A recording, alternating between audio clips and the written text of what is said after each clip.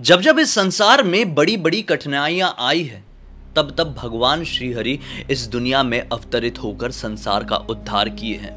अब चाहे सतयुग में मत्स्य अवतार की बात कह लो, त्रेता युग में श्री राम अवतार की, द्वापर युग में श्री कृष्ण की और घोर कलयुग में होने वाले कल की अवतार की बात कह लो। जब जब पाप बढ़ा है, तब तब श्री हरि ने अलग अलग गुणों के साथ अपनी पृथ्वी में अवतार धारण किया है और बुराई का अंत किया है। अब जो ये घोर कलयुग होगा ना, माना जाता है कि इसमें पाप इतना ज्यादा कूट कूट के भरा रहेगा कि पुण्य अंश मात्र भी नहीं रहेगा, तिनका मात्र भी नहीं रहेगा। यहां पर भगवान कल की 64 गुणों के साथ, पूरे 64 गुण, मतलब दुनिया में जितने भी गुण होते हैं उन सारे गुणों के साथ अवतरित होंगे और राक्षस कली का अंत करेंगे। अब ये जो राक्षस कली होगा, ये अपने आप में बहुत ही ज्यादा बलवान होगा। ये कहा जाता है पुराणों में, राक्षस कली के अंदर रावण से भी 100 गुना ज्यादा बल होगा।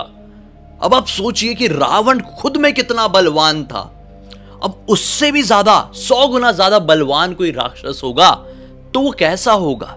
रावण के अंदर तो कुछ अच्छे गुण भी थे कि वो शास्त्रों का ज्ञाता था, वेद उसे कंठस्थ थे, लेकिन जो कली होगा उसके अंदर तो तिनका मात्र भी अच्छी चीज नहीं होगी। तो सोचो वो कितना ज्यादा क्रूर रहेगा। लोग ऐसे भी रहेंगे कि राक्षस कली को भगवान समझने लगेंगे। उनकी नजर में जो भगवान कल्कि होंगे वो गलत होंगे, वो भगवान कल्कि को एक्सेप्ट नहीं करेंगे, कली को ही सब कुछ समझेंगे। और जो लोग उस ट्रैक में जाएंगे वो लोग बुराई का साथ देंगे, और जो लोग भगवान कल्कि को पहचान चुके होंगे वो सत्य का साथ देंगे। अब ऐसे सिचुएशन में यह दिमाग में आता है कि जो राक्षस इतना ज्यादा बलवान, इतना ज्यादा खतरनाक होगा कि पूरी दुनिया उसे ही भगवान समझने लगेगी, तो भगवान कल की जो मनुष्य रूप में अवतरित होंगे वो इतने बलवान राक्षस से कैसे युद्ध लड़ेंगे। जितना बलवान राक्षस इस दुनिया में कभी आया ही नहीं था, उससे मनुष्य रूपी भगवान श्री हरि, भगवान कल की कैसे लड़ाई करेंगे, कौन सी युद्ध नीति अपनाएंगे, कैसे हथियारों का उपयोग करेंगे। तो नमस्कार दोस्तों, ब्लडी सत्य के आज के इस एपिसोड में हम लोग इसी गुत्थी को समझने की कोशिश करेंगे।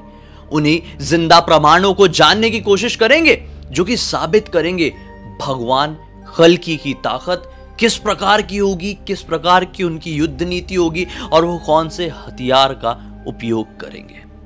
दरअसल हमको समझना पड़ेगा श्री कृष्ण अवतार से कुछ चीजों को। जब श्री कृष्ण अपने देह का त्याग कर रहे थे तो उनका जो सुदर्शन चक्र था वो केवल श्री कृष्ण ही उपयोग कर सकते थे, या फिर ये भी आप कह सकते हैं कि भगवान विष्णु के जो कोई भी अवतार थे वही सुदर्शन चक्र का उपयोग कर सकते थे। कोई भी सुदर्शन चक्र को हैंडल नहीं कर सकता था, संभाल नहीं सकता था, केवल श्री कृष्ण ही। इसलिए जब श्री कृष्ण देह त्याग कर रहे थे तो सुदर्शन चक्र ने खुद को पृथ्वी के अंदर समाहित कर लिया था। लेकिन क्यों? इसके पीछे का कोई कारण होगा। कारण ये माना जाता है कि भगवान कल्कि जब आएंगे वो सुदर्शन चक्र जो है धरती चीर के वापस से निकलेगा और भगवान कल्कि उसे धारण कर लेंगे। लेकिन वो सुदर्शन चक्र की मदद से युद्ध कैसे करेंगे, क्या नीतियां होगी, वो सीखेंगे भगवान परशुराम से। जी हाँ, भगवान परशुराम जो कि भगवान विष्णु के ही एक अवतार थे, वो आज भी जीवित है। माना जाता है कि महेंद्रगिरी पर्वत में रहते हैं। लेकिन उनके जीवित रहने का कारण क्या है?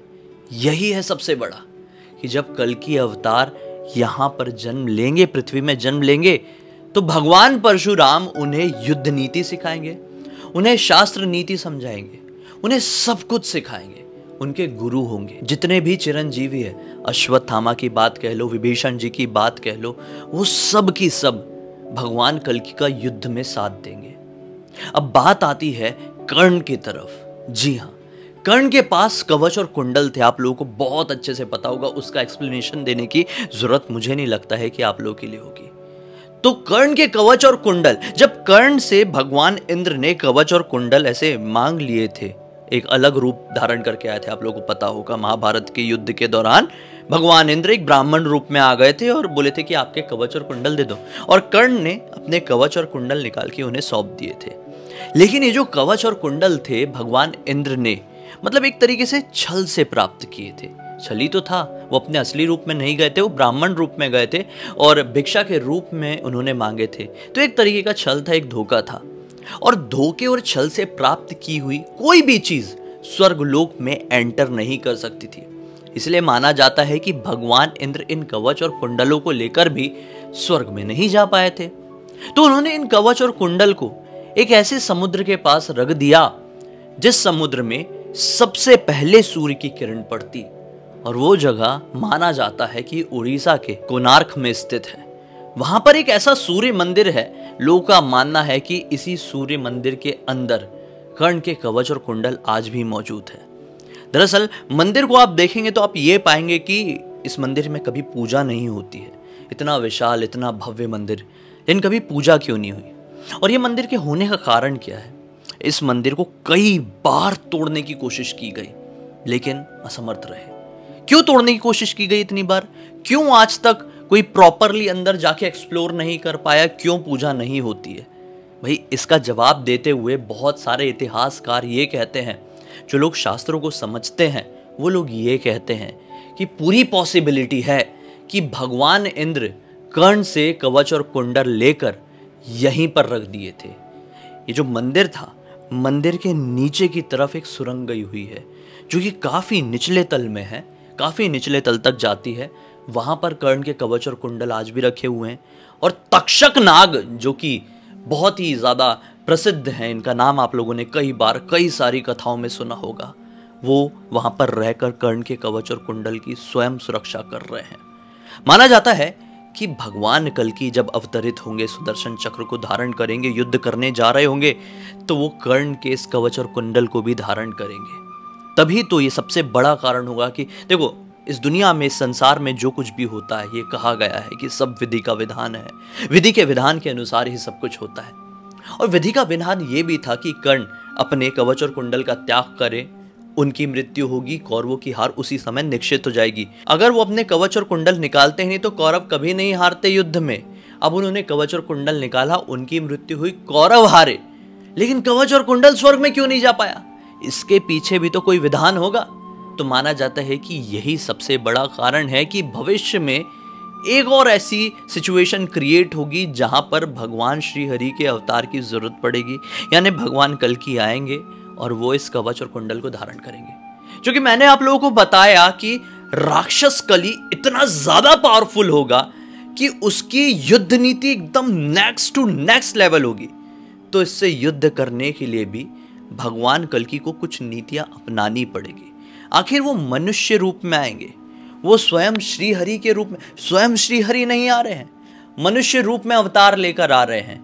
तो जब कोई भी मनुष्य रूप में आता है तो उनकी लाइफ में कुछ लिमिटेशंस होती है। श्री हरि आएंगे तो केवल एक ही झटके में, केवल अपनी नेत्रों की शक्ति से ही राक्षस कली को खत्म कर सकते थे।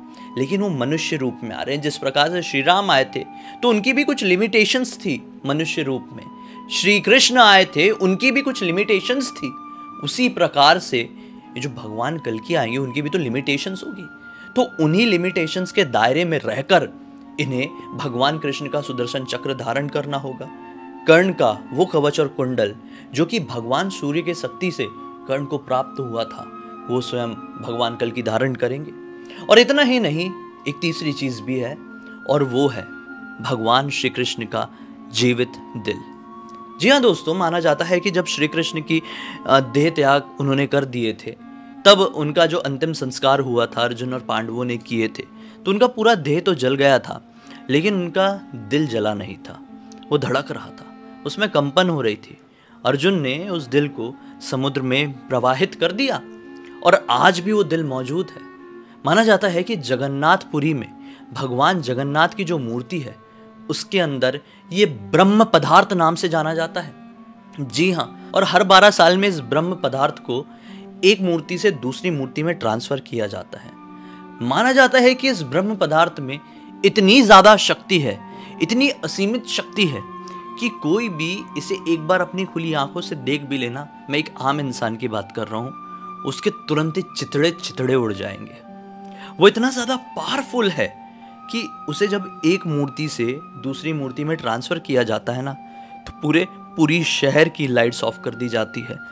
अंदर केवल वही लोग जा सकते हैं जो कि ब्रह्म पदार्थ को एक मूर्ति से दूसरी मूर्ति में ट्रांसफर कर रहे होते हैं, और वो भी डायरेक्टली नहीं जा सकते, उनकी आंखों में पहले पट्टी बांधी जाती, एकदम मोटी पट्टी, टाइट। उनको ऐसे दस्ताने पहनाए जाते हैं कि वो किसी भी चीज़ को छू ले तो समझ नहीं पाए कि क्या है। और पूरी लाइट्स ऑफ होती है मंदिर की भी, और तभी वो गिने चुने पंडित प्रवेश करते हैं भगवान जगन्नाथ की मूर्ति के सामने और ये वाली प्रक्रिया को समाप्त करते हैं। लेकिन जैसा कि मैंने आप लोगों को कर्ण के कवच और कुंडल वाले टॉपिक में बताया कि संसार में जो कुछ भी होता है वो विधि का विधान है। तो भगवान श्री कृष्ण का जो दिल है वो अभी भी इस दुनिया में क्यों मौजूद है, इसके पीछे की गुत्थी को समझते हुए बहुत सारे लोग ये मानते हैं कि भगवान कल्कि इस दिल का उपयोग करेंगे युद्ध के लिए। जी हाँ, क्योंकि इसमें असीमित शक्तियां हैं, जिसकी शक्तियों को तो मतलब ये दुनिया लाखों साल भी लगा देगी तो समझ नहीं पाएगी, क्योंकि कोई देख ही नहीं सकता, तो समझना तो बहुत दूर की बात है। आखिर ये भगवान श्री कृष्ण का दिल ब्रह्म पदार्थ था, ब्रह्म पदार्थ है, था क्या है, तो समझना तो इम्पॉसिबल है। और अगर वो आज भी इस दुनिया में मौजूद है, जीवित है, तो सबसे बड़ा कारण तो यही हो सकता है ना कि भगवान कल्कि उसे धारण करेंगे, उसका कुछ उपयोग करेंगे, क्योंकि उनके अलावा कोई और सक्षम हो ही नहीं सकता, और ना ही कोई सक्षम था। वही क्यों होंगे? क्योंकि वो भगवान श्री हरि के ही एक ऐसे अवतार होंगे जो 64 गुणों से संपन्न होंगे, जिनमें किसी भी तरह की कोई भी कमी नहीं होगी। ऐसी बहुत सारी चीजें जीवित है इस संसार में जो साबित करती है भगवान कल्कि को, जैसे कि मतंग कबीला। मतंग कबीला एक ऐसा कबीला है जहाँ पर हर 41 साल में हनुमान जी मिलने के लिए आते हैं, जहाँ से साबित होता है कि हनुमान जी आज भी जीवित हैं, और इसके पीछे के काफ़ी सारे प्रमाण इस दुनिया के सामने आ चुके हैं। लेकिन हनुमान जी जीवित क्यों है? फिर से विधि का विधान वाली बात कहूँगा कि हनुमान जी हमेशा की तरह जैसे हर युद्ध में भगवान श्री हरि के अवतारों का साथ दिए हैं, उसी प्रकार से भगवान कल्कि का भी साथ देंगे। ये मैटर एक ऐसा मैटर है ना जिसे आप समझने की जितनी कोशिश करेंगे ना, उतना ही इसमें डीप में जाते जाएंगे और उतना ही ज़्यादा आप लोगों को रोमांचक लगने लगेगा। तो दोस्तों, इसी तरह की कहानी और गुत्थियां मैं आप लोगों के सामने रेगुलरली लेके आते रहता हूँ। मैंने सोचा कि आज क्यों ना ऐसे कुछ सबूतों के बारे में बात की जाए, ऐसे कुछ चीज़ों की बात की जाए जो भगवान कल्कि अवतरित होने के बाद उपयोग करेंगे, जिससे आप लोगों का ज्ञान भी बढ़े और मनोरंजन भी बढ़े, तो कुछ डिफरेंट होगा। तो मैंने ये वीडियो आप लोगों के सामने ले आया, अपना काम कर दी हूँ। आपको अगर पसंद आया है तो आप भी अपना काम कीजिए लाइक करके। मुझे पहली बार देख रहे हैं तो चैनल को सब्सक्राइब कर देना, बेल आइकन दबा के ऑल के ऑप्शन में क्लिक करना है, क्योंकि इसी तरह के हैरान कर देने वाले अनोखे वीडियोस डेली आप लोगों के सामने लेके आते रहता हूँ। इंस्टाग्राम की लिंक इस वीडियो के डिस्क्रिप्शन बॉक्स में मिल जाए, क्लिक करके डायरेक्टली वहां पर पहुंच जाना भाई। और आप लोगों के मन में भी कोई सुझाव, कोई टॉपिक या फिर किसी भी तरह की जानकारी या कहानी है जिसे आप चाहते हैं कि मैं अपने वीडियो के जरिए पूरी दुनिया को बताऊं, तो लिख भेजिए ना इंस्टाग्राम में। हो सकता है मेरा अगला कल का वीडियो आप लोगों के हिसाब से बन रहा हो। तो चलिए, कल मैं आप लोगों के सामने फिर से जाहिर हो जाऊंगा। तब तक के लिए बहुत बहुत धन्यवाद। आप लोग का दिन शुभ हो। जय श्री हरि।